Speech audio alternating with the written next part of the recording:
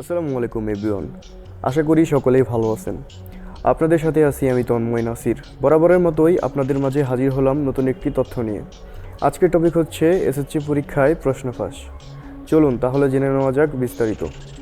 আপনারা সকলেই জানেন, বিগত ফেব্রুয়ারি মাসের 15 তারিখ থেকে শুরু হয় এসএসসি ও সমমান পরীক্ষা। কুমিল্লার 14 গ্রামে এসএসসির গণিত পরীক্ষায় প্রশ্ন ফাঁসের অভিযোগে শিক্ষকসহ 2 জনকে আটক করেছেন ভ্রাম্যমাণ আদালত। আজ রোববার সকালে উপজেলার মুন্সিরহাট উচ্চ বিদ্যালয় কেন্দ্রে উক্ত ঘটনাটি ঘটে। তথ্যটি নিশ্চিত করেছেন উপজেলা নির্বাহী কর্মকর্তা ও ভ্রাম্যমাণ আদালতের নির্বাহী ম্যাজিস্ট্রেট জেপি দেওয়ান। আটকরা হলেন খুলনা উচ্চ বিদ্যালয়ের সহকারী শিক্ষক শাহাদাত হোসেন ও উনকোট উচ্চ বিদ্যালয়ের অফিস সহকারী সুখরঞ্জন দাস। উক্ত ঘটনাকে কেন্দ্র করে উপজেলা নির্বাহী কর্মকর্তা জেপি দেওয়ান বলেন, মুন্সিরহাট উচ্চ বিদ্যালয়ের কেন্দ্রের পাশের মার্কেটে একটি চক্র গণিত পরীক্ষার প্রশ্ন ফাঁস করেছে।